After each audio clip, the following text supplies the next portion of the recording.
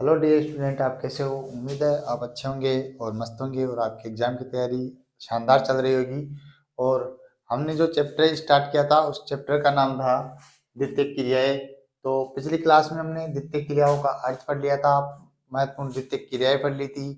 उसमें पहली जो द्वितीयक क्रिया अपन ने शामिल की थी वो था विनिर्माण उद्योग, और उसका अपन ने परिचय पढ़ लिया था विनिर्माण उद्योग से क्या आशय है।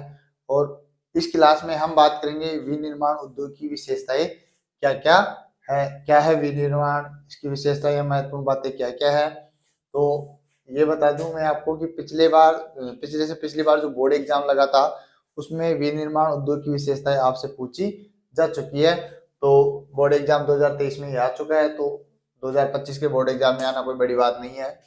विनिर्माण उद्योग की विशेषता, इस क्लास में हम स्टार्ट करते हैं विनिर्माण उद्योग की विशेषताओं के साथ। ये क्लास हम स्टार्ट करते हैं। तो विनिर्माण की आपके सिलेबस के अनुसार विनिर्माण की 5 विशेषताएं हैं। पहली विशेषता है कौशल का विशिष्टीकरण या उत्पादन की विधियां। पहली विशेषता है कौशल का विशिष्टीकरण या उत्पादन की विधियां।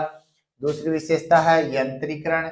दूसरी विशेषता है यंत्रीकरण। ये वाला जो टॉपिक है या ये वाला जो क्वेश्चन है अभी हाल ही में अर्धवार्षिक एग्जाम में यंत्रीकरण को परिभाषित कीजिए क्वेश्चन आया हुआ है। नेक्स्ट है तीसरी विधि प्रौद्योगिकी नवाचार। इनके बारे में डिटेल से हम नीचे पढ़ेंगे। तीसरी विधि का नाम है प्रौद्योगिकी नवाचार। चौथी विधि का नाम है संगठनात्मक ढांचा व स्थिरीकरण। और पांचवी विधि का नाम है अनियमित भौगोलिक वितरण।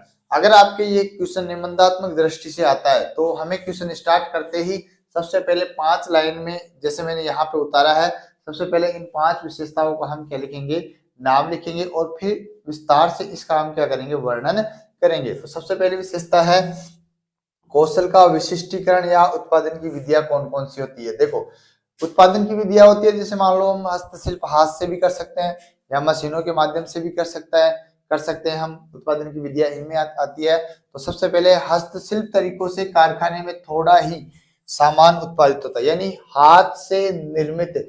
वर्तमान में हम देखें तो ज्यादातर वस्तुएं जो उत्पादित हो रही है या बन रही है वो मशीनों से बनाई जाती है, लेकिन यहाँ बताया गया हस्तशिल्प तरीकों से, यानी हाथ से कारखानों में थोड़ा ही सामान उत्पादित होता है जो कि आदेश अनुसार बनाया जाता है। और वो भी तभी बनाया जाता है जब किसी ने आदेश स्पेशल ऑर्डर किया हो कि हमें यह सामान हाथ से बना हुआ चाहिए।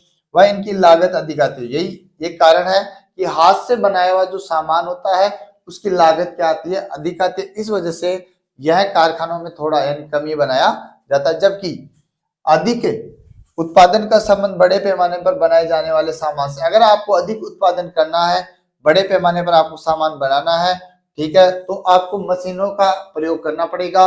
और इसके लिए प्रत्येक कारीगर निरंतर एक ही प्रकार का क्या करता है, कार्य करता है। जैसे मान लो किसी कंपनी में या फैक्ट्री में अगर शर्ट बन रही है तो एक कारीगर का काम रहेगा उस शर्ट को सिलना, दूसरे का काम रहेगा उसके बटन लगाना, तीसरे का काम रहेगा कि उस कारीगर को उसको जो शर्ट बनी है उसके फ्रेश करना, और चौथे का काम रहेगा उसका पैकिंग करना। तो ये 4 कारीगर सिर्फ यही कार्य करेंगे। इससे क्या होगा कि जो आप सामान बना रहे हो या सामान उत्पादित कर रहे हो वो आप ज्यादा से ज्यादा बना सकते हो। तो वापस रिपीट कर रहा हूँ, कौशल का विशिष्टीकरण व उत्पादन की विद्या। हस्तशिल्प तरीकों से कारखानों में थोड़ा ही सामान उत्पादित होता है जो कि आदेशानुसार बनाया जाता है, वह इनकी लागत क्या आती है, अधिक आती है। जबकि अधिक उत्पादन का संबंध बड़े पैमाने पर बनाए जाने वाले सामान से है जिसमें प्रत्येक कारीगर निरंतर एक ही प्रकार का क्या करता है, कार्य करता है। नेक्स्ट दूसरा बिंदु, इसका नाम है यंत्रीकरण। सीधा सा इसके नाम में इसकी परिभाषा है। यंत्रीकरण से आशय किसी कार्य को पूर्ण या पूरा करने के लिए मशीनों का क्या करते हैं, अपन प्रयोग करते हैं। किसी भी कार्य को पूर्ण या पूरा करने के लिए जब मशीनों का प्रयोग किया जाता है तो उसे कहा जाता है यंत्रीकरण। स्वचालित यंत्रीकरण की विकसित अवस्था है, और जो यंत्रीकरण की विकसित अवस्था है वो स्वचालित। अब मशीनें क्या करती है, एक बार मशीन को ऑर्डर देने के बाद में वह मशीन अपने आप ही उस वस्तु का क्या कर देती है, निर्माण कर देती है। तो क्वेश्चन पूछा जाए यंत्रीकरण की विकसित अवस्था क्या है, तो यंत्रीकरण की जो विकसित अवस्था है वो स्वचालित। अब होता क्या है स्वचालित, स्वचालित का मतलब होता है निर्माण प्रक्रिया के दौरान मानव की सोच को शामिल किए बिना किया गया कार्य स्वचालित प्रक्रिया में आता है। वापस रिपीट कर रहा हूं, यंत्रीकरण, यंत्रीकरण से तात्पर्य किसी कार्य को पूरा करने के लिए मशीनों का प्रयोग करना। दूसरा, स्वचालित यंत्रीकरण की विकसित, और जो यंत्रीकरण की जो विकसित अवस्था है वो स्वचालित है। अब स्वचालित यंत्रीकरण क्या होता है? निर्माण प्रक्रिया के दौरान मानव की सोच को सम्मिलित किए बिना जो भी आप कार्य करते हो वो कहलाता है स्वचालित यंत्रीकरण। तीसरा परिभाषा है आपकी प्रौद्योगिकीय नवाचार। प्रौद्योगिकीय नवाचार, प्रौद्योगिकीय नवाचार शोध यानी रिसर्च व विकासमान तरीकों के द्वारा विनिर्माण की गुणवत्ता को नियंत्रित करना, यानी रिसर्च और विकासमान नए नए तरीकों द्वारा विनिर्माण की जो गुणवत्ता है उसमें क्या करना है? वृद्धि करना, या उसको क्या करना? नियंत्रित करना। अपशिष्टों का निस्तारण, जो बुरे पदार्थ है यानी जो अनावश्यक पदार्थ है उनका क्या किया जाता है? निस्तारण किया जाता है। एवं अदक्षता को क्या करना है? समाप्त करना, और कारीगर को क्या बनाना है? दक्ष बनाना है। या प्रदूषण के विरुद्ध संघर्ष करने का महत्वपूर्ण पहलू है कौन सी प्रक्रिया के द्वारा? प्रौद्योगिकीय नवाचार द्वारा। क्वेश्चन पूछा जाए, विनिर्माण उद्योग प्रक्रिया में प्रौद्योगिकीय नवाचार से क्या आशय है? तो वापस रिपीट कर रहा हूं, प्रौद्योगिकीय नवाचार, प्रौद्योगिकीय नवाचार शोध व विकासमान तरीकों द्वारा विनिर्माण की गुणवत्ता को नियंत्रित करना, अपशिष्टों का निस्तारण करना। ये आपके पहला पॉइंट आ गया, इसमें इसका कार्य है। ये आ गया अपशिष्टों का निस्तारण करना। तीसरा है अदक्षता को समाप्त करना, और चौथा है प्रदूषण के विरुद्ध संघर्ष करने का महत्वपूर्ण पहलू है। अब हम पढ़ते हैं इसमें जो नेक्स्ट पॉइंट है, संगठनात्मक ढांचा व स्थिरीकरण। विनिर्माण की विशेषताओं में हमने 3 जो टॉपिक है वो पूरे कर लिए, और नेक्स्ट टॉपिक के बारे में हम बात करते हैं जिसका नाम है संगठनात्मक ढांचा व स्थिरीकरण। जो इसकी विनिर्माण या आधुनिक निर्माण, आपसे एग्जामिनर विनिर्माण पूछे या आधुनिक निर्माण पूछे, दोनों का जो आंसर होगा वो सेम होगा। तो विनिर्माण की जो 3 विशेषताएं थी हमने पढ़ चुकी है। चौथी विशेषता की बात करते हैं। यह एक जटिल प्रौद्योगिकी यंत्र प्रणाली है। ये जो विनिर्माण की जो विशेषता है वो एक जटिल प्रौद्योगिकी यंत्र प्रणाली द्वारा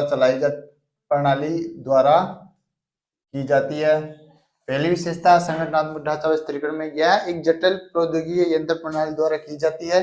दूसरी है अधिक विशिष्टीकरण एवं श्रम विभाजन के द्वारा अधिक विशेषताओं या अधिक योग्य या अधिक अच्छी मशीनों के द्वारा या श्रम विभाजन श्रमिकों को बांटकर कम प्रयास और अल्प लागत से अधिक माल का क्या कर सकते हैं? हम उत्पादन कर सकते हैं। संगठनात्मक ढांचे में हम अधिक विशेषताओं या श्रम विभाजन श्रमिकों को बांटकर, यानी 5 श्रमिकों को सिर्फ एक कार्य दिया जाए, उन अलग 5 श्रमिकों को एक कार्य दिया जाए। इस आधार पर श्रमिकों का विभाजन करके और कम प्रयास द्वारा और अल्प लागत में अधिक माल का क्या कर सकते हैं? हम उत्पादन कर सकते हैं। नेक्स्ट, बड़े संगठन बड़े उद्योग। बड़े संगठन और बड़े उद्योग, ये जो विनिर्माण या आधुनिक निर्माण की जो विशेषता है इनमें हमेशा छोटे उद्योगों पर ध्यान नहीं देके बड़े संगठनात्मक या बड़े उद्योगों पर, बड़ी फैक्ट्रियों पर ध्यान दिया जाता है। प्रशासकीय अधिकारी वर्ग, और यह गवर्नमेंट सेक्टर में ज्यादा आते हैं, इसलिए यहाँ पर इस टॉपिक को डाला। यह प्रशासकीय अधिकारी वर्ग द्वारा इन पर क्या रखा जाता है? नियंत्रण रखा जाता है। अब लास्ट विशेषता है इसकी अनियमित भौगोलिक वितरण। सभी राज्यों में जो भौगोलिक वितरण है आधुनिक निर्माण या विनिर्माण के लिए वो नियमित नहीं होकर क्या है? अनियमित है। कैसे? आधुनिक निर्माण के मुख्य केंद्र कुछ ही स्थानों में सीमित है। जो आधुनिक निर्माण किया जाता है, बड़ी बड़ी फैक्ट्रियां स्थापित की जाती है, वो देश या राज्यों के कुछ ही स्थानों में सीमित है। जैसे विश्व के कुल भाग के 10% से भी कम भूभाग पर इनका क्या है? विस्तार है। आधुनिक निर्माण की जो कंपनियां या जो फैक्ट्रियां या विनिर्माण की जो कंपनियां फैक्ट्रियां होती है उनमें विश्व का जो कुल क्षेत्रफल है उसके मात्र 10% भाग पर ही यह क्षेत्र स्थापित है, यानी कंपनियां वगैरह स्थापित है। यह देश के आर्थिक और राजनीतिक शक्ति के केंद्र बन गए हैं। और आधुनिक निर्माण की जो प्रक्रिया है किसी भी देश की राजनीतिक व आर्थिक शक्ति के केंद्र बने हुए तथा कृषि की अपेक्षा बहुत छोटे क्षेत्रों में क्या है? केंद्रित है। और कृषि ज्यादा क्षेत्र में केंद्रित है, और ये जो आधुनिक निर्माण की जो प्रणालियां है वो कम क्षेत्र पे केंद्रित है तथा कृषि की अपेक्षा बहुत छोटे क्षेत्रों में केंद्रित है। उदाहरण के तौर पर अमेरिका के मक्का की पेटी के वर्ग किसी क्षेत्र में साधारणतः 4 बड़े फार्म होते हैं। अमेरिका एग्जाम्पल के लिए अमेरिका के 1 किलोमीटर क्षेत्र में ही 4 बड़े फार्म होते हैं और जिनमें 10 से 20 श्रमिक कार्य करते हुए उन पर निर्भर रहने वाले मनुष्यों की संख्या कितनी है? 50 से 100 मनुष्यों की संख्या है, यानी ये वितरण क्या है इनका असमान है। आगे चलते हैं। उद्योग अपनी लागत घटाकर लाभ को बढ़ाते हैं और उद्योग यानी बड़ी बड़ी फैक्ट्रियां अपनी लागत को तो कम करते हैं और लाभ को बढ़ाने में ध्यान देते हुए उद्योगों की स्थापना उस स्थान पर की जानी चाहिए जहां उत्पादन लागत हमेशा क्या है? कम आए। मैं वापस रिपीट कर रहा हूं, आपके जो चौथा था संगठनात्मक ढांचा व स्थिरीकरण और 5वीं जो इसकी विशेषता थी अनियमित भौगोलिक वितरण। अब हम जो नेक्स्ट टॉपिक पढ़ेंगे वो टॉपिक पढ़ेंगे इनको उद्योगों को या विनिर्माण को प्रभावित करने वाले कारक कौन कौन से हैं उनके बारे में हम अभी इस क्लास में बात करेंगे। चलते हैं हम इसके नेक्स्ट पॉइंट की तरफ या नेक्स्ट बिंदु की तरफ। तो नेक्स्ट बिंदु का नाम है कि ये जो विनिर्माण है या जो उद्योग है इसकी स्थिति को प्रभावित करने वाले कारक कौन कौन से हैं। 5-6 कारक है जिनके बारे में हम विस्तार से क्या करेंगे? वर्णन करेंगे। तो जो सबसे पहला कारक है वो बाजार तक पहुंच है। आपकी बुक में लिखा हुआ है बाजार तक अभिगम्यता, तो यहाँ इसका अभिगम्यता का मतलब होता है पहुंच। तो मैं आपके सीधा सरल सा लिख रहा हूँ कि किसी भी उद्योग के लिए आपके पास बाजार तक पहुंचने के लिए क्या होनी चाहिए? सुविधा होनी चाहिए। तो उद्योगों को प्रभावित करने वाले कारकों में जो पहला कारक है वो है बाजार तक पहुंच। उद्योगों की स्थापना में सबसे प्रमुख कारक उसके द्वारा उत्पादित माल के लिए बाजार उपलब्ध होना क्या है? आवश्यक है। आपने जो माल उत्पादित किया है, आपने जो माल बनाया है उसके लिए बाजार तो होना आवश्यक है। नहीं आप उसको करिए कहां पर करोगे, यानी बेचोगे कहां पर? बाजार से तात्पर्य उस क्षेत्र में, अब बाजार को परिभाषित किया गया है इसमें, बाजार से तात्पर्य उस क्षेत्र में तैयार वस्तुओं की मांग और वहां के निवासियों में खरीदने की क्या होती है? क्षमता। तो वो क्षेत्र उस वस्तु के लिए क्या कहलाता है? बाजार। यानी जो वस्तु आपने निर्मित की है उस वस्तु की वहां पर बाजार में क्या होनी चाहिए? मांग भी होनी चाहिए और लोगों को खरीदने के लिए उसमें लोगों के पास क्षमता भी होनी चाहिए। तो वो उस वस्तु का क्या कहलाता है? बाजार, या उसको क्या कहते हो आप? बाजार। दूरस्थ क्षेत्र जहां कम जनसंख्या निवास करती है छोटे बाजारों से युक्त होते हैं। दूर क्षेत्र जहां जनसंख्या कम निवास करती है वहां सीधी सी बात है बड़े बाजार नहीं बनाए जाते, वहां छोटे बाजार बनाए जाते हैं। यूरोप, उत्तरी अमेरिका, जापान, ऑस्ट्रेलिया आदि ऐसे क्षेत्र हैं जो विश्व के बड़े बाजारों में गिने जाते हैं क्योंकि इन देशों के जो लोग हैं उनकी क्रय क्षमता यानी खरीदने की क्षमता क्या होती है? उनमें ज्यादा होती है। तो वो सभी वस्तुओं के लिए विश्व के बड़े बाजारों में गिने जाते हैं। यूरोप, उत्तरी अमेरिका, जापान, ऑस्ट्रेलिया के क्षेत्र बड़े विश्व बाजार है क्योंकि इन देशों के लोगों की क्रय क्षमता क्या है? अधिक है।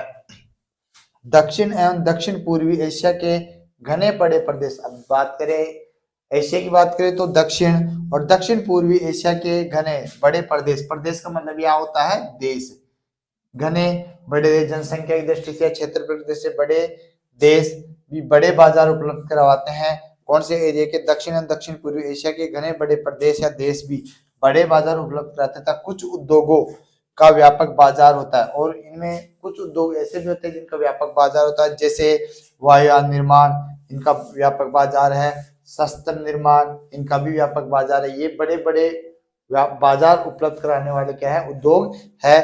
तो ये आपके बाजार तक पहुंच हो गई, यानी उद्योगों की स्थापना में सबसे प्रमुख कारक है कि आपने जो वस्तु उत्पादित किया उसकी कहां तक पहुंच होनी चाहिए? बाजार। बाजार से आशय है कि वहां के उस वस्तु की मांग भी होनी चाहिए जो आपने उत्पादित किया है और उन वहां के लोगों में उसको खरीदने की क्या होनी चाहिए? क्षमता भी होनी चाहिए। छोटे क्षेत्रों में बाजार छोटे होते हैं। कुछ ऐसे देश है जो विश्व के बड़े बाजारों में गिने जाता है, जैसे यूरोप, उत्तरी अमेरिका, जापान, ऑस्ट्रेलिया के क्षेत्र, दक्षिण और दक्षिण पूर्वी एशिया के क्षेत्र भी बड़े बाजारों में गिने जाते हैं। वो उद्योग जिनके बाजार बड़े होते हैं जैसे वायुयान निर्माण उद्योग, शस्त्र निर्माण उद्योग आदि। नेक्स्ट जो उद्योगों को प्रभावित करने वाला कारक है वो है सरकारी नीति। जहां पर उद्योगों के लिए सरकारी नीतियां लागू की जाती है उस देश में उद्योग अच्छी तरीके से विकसित हो पाते हैं। संतुलित आर्थिक विकास हेतु सरकारी नीतियां अपनाई जाती है। आर्थिक विकास को संतुलित और मजबूत बनाने के लिए सरकारी नीतियां अपनाई जाती है जिसके अंतर्गत विशेष क्षेत्रों में उद्योगों की क्या की जाती है? स्थापना की जाती है। उनको SEZ बोला जाता है, स्पेशल इकोनॉमिक जोन बोला जाता है। सरकारी नीतियां, संतुलित आर्थिक विकास हेतु सरकारी नीतियां अपनाई जाती है। इसके अंतर्गत विशेष क्षेत्रों में उद्योगों की स्थापना की जाती है। अब हम चलते हैं इसमें जो बाजार को उद्योगों को प्रभावित करने वाले कारक थे उसके तीसरे बिंदु के बारे में हम बात करते हैं। नेक्स्ट बिंदु की तरफ, जिसका नाम है या नेक्स्ट उद्योगों को प्रभावित करने वाले कारकों को बात कर रहे थे। तो नेक्स्ट पॉइंट है, नेक्स्ट बिंदु है कच्चे माल की प्राप्ति तक पहुंच। यानी आप उद्योग वहीं पर स्थापित कर सकते हो जहां पर आपके पास कच्चे माल की उपलब्धता भी क्या होनी चाहिए, आपके पास होनी चाहिए। तो कच्चे माल की प्राप्ति तक आपकी क्या होनी चाहिए, पहुंच होनी चाहिए। उद्योगों के लिए कच्चा माल अपेक्षाकृत सस्ता व सरलता से परिवहन योग्य होना चाहिए। उद्योग स्थापित कर रहे हो तो आपके पास जो कच्चा माल है वह सस्ता होना चाहिए और परिवहन के साधन ऐसे होने चाहिए जिससे वह आपके पास सरलता से पहुंच जाए। भारी वजन, सस्ते मूल्य एवं वजन घटने वाले पदार्थ जैसे लोहा पर आधारित उद्योग कच्चे माल के स्रोत स्थल के समीप भी स्थित होते हैं। कई उद्योग ऐसे होते हैं जो आप कच्चे माल के जहां से कच्चा माल प्राप्त हो रहा है वहीं पर उस उद्योग की फैक्ट्री या कंपनी स्थापित करोगे। जैसे भारी वजन, क्योंकि इन कच्चे मालों को फैक्ट्री तक ले जाने में खर्चा ज्यादा आता है, इस वजह से भारी वजन या अन्य उद्योग, कई उद्योग ऐसे होते हैं जहां से कच्चा माल प्राप्त हो रहा है वहीं पर आपने क्या लगा दी, फैक्ट्री लगा दी। जैसे भारी वजन, सस्ते मूल्य व वजन घटने वाले पदार्थों पर आधारित उद्योग कच्चे माल के स्रोत स्थल के समीप भी स्थित होते हैं। जैसे इस्पात उद्योग, चीनी उद्योग व सीमेंट उद्योग। ये उद्योग ऐसे हैं जहां पर यहाँ ऐसी जगह स्थापित किए जाते हैं जो कच्चा माल यहाँ को इनको इसी जगह क्या हो जाए, प्राप्त हो जाए, तो परिवहन की आवश्यकता ना पड़े। नेक्स्ट बिंदु है शक्ति के साधनों तक पहुंच। आपके पास शक्ति के साधनों तक पहुंच होनी चाहिए। जैसे देखते हैं, वे उद्योग जिनमें अधिक शक्ति की आवश्यकता होती है वे ऊर्जा के स्रोत के समीप ही लगाए जाते हैं। वे कई उद्योग ऐसे होते हैं जिनमें हमें शक्ति की ज्यादा आवश्यकता होती है तो वो शक्ति केंद्रों के पास या ऊर्जा के स्रोत के पास ही लगाए जाते हैं। कौन से उद्योग कैसे होते हैं ये देखिए। एल्यूमिनियम उद्योग प्रक्रिया, जैसे एल्यूमिनियम उद्योग प्रक्रिया में प्राचीन समय में कोयला प्रमुख शक्ति का साधन था। आप पहले एल्यूमिनियम उद्योग करते थे तो प्राचीन समय में आपको कोयला चाहिए था, लेकिन वर्तमान में आजकल जल विद्युत व खनिज तेल भी कई उद्योगों के लिए शक्ति के महत्वपूर्ण साधन बन चुके हैं। पहले कोयला शक्ति का महत्वपूर्ण साधन था कई उद्योगों के लिए, वर्तमान में जल विद्युत, खनिज तेल आदि भी कई उद्योगों के लिए शक्ति के महत्वपूर्ण साधन बने चुके हैं। तो जो अपन पढ़ रहे थे उद्योगों को प्रभावित करने वाले कारकों में 4 कारक हमने कंप्लीट कर लिए। अब हम बात करते हैं जो इसका अगला बिंदु या जो अगला कारक है उसके बारे में अब हम क्या करते हैं, बात करते हैं। अब हम चलते हैं इसके जो उद्योगों को प्रभावित करने वाले जो कारक थे उनमें नेक्स्ट बिंदु की तरफ है, यानी 5वें पॉइंट की तरफ। इसमें कुल आपके जो सिलेबस में दिए हैं उद्योगों को प्रभावित करने वाले कारक, उनकी कुल संख्या 6 है। तो हम बात करेंगे 5वें कारक के बारे में। हम अब क्या करते हैं, बात करते हैं कि परिवहन एवं संचार के साधनों तक पहुंच। देखो, उद्योग आप वहीं पर स्थापित कर सकते हो जहां पर परिवहन के साधन आसानी से पहुंच सके या संचार की सुविधा आपके पास वहां पर उपलब्ध होनी चाहिए, तभी आपका जो उद्योग है वो अच्छी तरीके से स्थापित हो पाएगा। तो सबसे पहले परिवहन और संचार साधनों तक पहुंच। कच्चे माल को कारखाने तक लाने के लिए और परिष्कृत, यानी कच्चा माल से आपने क्या बना दी, वस्तु, परिष्कृत सामग्री, और परिष्कृत सामग्री को बाजार तक पहुंचाने के लिए तीव्र और सक्षम, यानी अच्छी परिवहन सुविधाएं औद्योगिक विकास के लिए क्या है, आवश्यक है। कच्चे माल को पहले आप कारखाने तक लाओगे, फिर आप वस्तु बनाओगे, परिष्कृत सामग्री को बाजार तक पहुंचाने के लिए तीव्र और सक्षम परिवहन सुविधाएं औद्योगिक विकास के लिए महत्वपूर्ण यानी आवश्यक है। नेक्स्ट बिंदु, परिवहन लागत किसी औद्योगिक इकाई की अवस्थिति को निश्चित करने में महत्वपूर्ण कारक है। अगर मान लो कि किसी भी उद्योग में परिवहन का खर्चा ज्यादा आ रहा है तो वहां पर बचत आपकी क्या आएगी, कम आएगी। तो परिवहन की जो लागत है वो किसी भी औद्योगिक इकाई को निश्चित करने में महत्वपूर्ण भूमिका निभाती है। परिवहन लागत किसी औद्योगिक इकाई की अवस्थिति को निश्चित करने में महत्वपूर्ण कारक है। वह आधुनिक उद्योग परिवहन तंत्र से जुड़े हुए होते हैं और जो बड़े बड़े जितने भी बड़े उद्योग है वो परिवहन तंत्र से जुड़े होते हैं। इस पॉइंट को मैं दोबारा एक बार रिपीट कर रहा हूं। परिवहन लागत किसी औद्योगिक इकाई की अवस्थिति को निश्चित करने में महत्वपूर्ण भूमिका या महत्वपूर्ण कारक है। वह आधुनिक उद्योग परिवहन तंत्र से क्या होते हैं, जुड़े हुए होते हैं। नेक्स्ट बिंदु, परिवहन में सुधार आर्थिक विकास और विनिर्माण की प्रादेशिक विशेषता को बढ़ाता है। अगर आपके राज्य में, देश में कहीं पर भी जहां उद्योग स्थापित हो रहा है, अगर वहां परिवहनों में सुधार है यानी परिवहन अच्छा है तो वहां का आर्थिक विकास और विनिर्माण अच्छा होगा। ये वहां की महत्वपूर्ण विशेषता होती है। परिवहन में सुधार आर्थिक विकास और विनिर्माण की महत्वपूर्ण विशेषता है। उद्योगों हेतु सूचनाओं के आदान प्रदान और प्रबंधन के लिए संचार के साधन भी महत्वपूर्ण है। आज वर्तमान में संचार के साधनों के माध्यम से ही उद्योगों का प्रचार प्रसार किया जा रहा है। तो उद्योगों हेतु सूचनाओं के आदान प्रदान व प्रबंधन के लिए संचार के साधन भी क्या होते हैं, आपके महत्वपूर्ण होते हैं। ये हमारे जो पांचवा बिंदु था वो कंप्लीट हुआ। अब बात करते हैं जो उद्योगों को प्रभावित करने वाला है वो अंतिम कारक है, वो है श्रम आपूर्ति तक पहुंच। यानी कई उद्योग ऐसे होते हैं, हालांकि ज्यादातर 90% उद्योग तो ऐसे हो चुके हैं जिनके लिए मशीनों की आवश्यकता होती है या स्वचालित संसाधनों की आवश्यकता होती है, लेकिन कई उद्योग ऐसे भी हैं जिनमें आज भी वर्तमान में भी श्रमिकों की आवश्यकता पड़ती है। श्रम आपूर्ति तक यानी आपके पास मजदूर भी उपलब्ध होने चाहिए। उद्योगों की अवस्थिति में श्रम एक महत्वपूर्ण कारक है। उद्योगों की अवस्थिति में श्रम एक महत्वपूर्ण कारक है। बढ़ते हुए यंत्रीकरण, स्वचालन, इसका अर्थ मैंने बता ही दिया। औद्योगिक प्रक्रिया के लचीलेपन ने उद्योगों में श्रमिकों पर निर्भरता को क्या किया है, कम है। कि वर्तमान में 90% उद्योग ऐसे होते हैं जो श्रमिकों पर निर्भर नहीं होकर स्वचालन या मशीनों पर क्या है, निर्भर है। लेकिन फिर भी कुछ प्रकार के उद्योगों में अब भी कुशल श्रमिकों की क्या होती है, आवश्यकता होती है। तो इस पॉइंट के साथ हम आज की क्लास समाप्त करते हैं। अब मिलते हैं हम नेक्स्ट क्लास में। जय हिंद, जय भारत।